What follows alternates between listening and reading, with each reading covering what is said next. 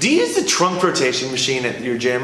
A lot of people make some critical errors when using this machine. Check out our tips so you can avoid them and make sure that this exercise is as effective for you as possible. Hey, welcome back everybody to Trainer Tip Tuesday. All month long, we are going to be talking about the trunk rotation machine.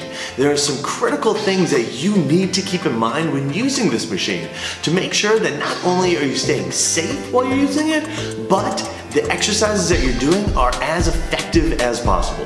This week on Trainer Tip Tuesday, I want to talk to you a little bit about what your posture should be when you're sitting and doing the trunk rotation machine.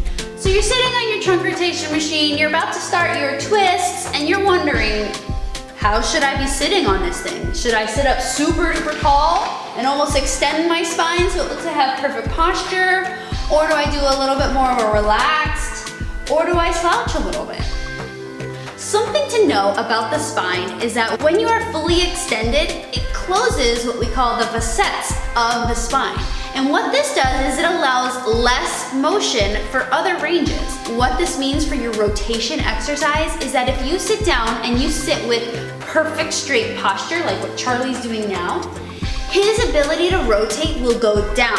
And what that means for your muscles is that you're getting less range of motion that you otherwise would have had. So when you sit on the trunk rotation machine, I recommend that you sit up nice and tall, but also keep a relaxed posture.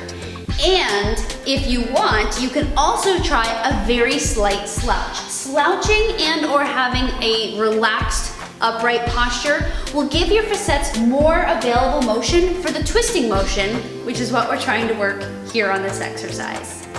Keep this tip in mind the next time you use the trunk rotation machine at your gym to make sure not only are you staying safe while you do it, but this exercise is as effective as possible.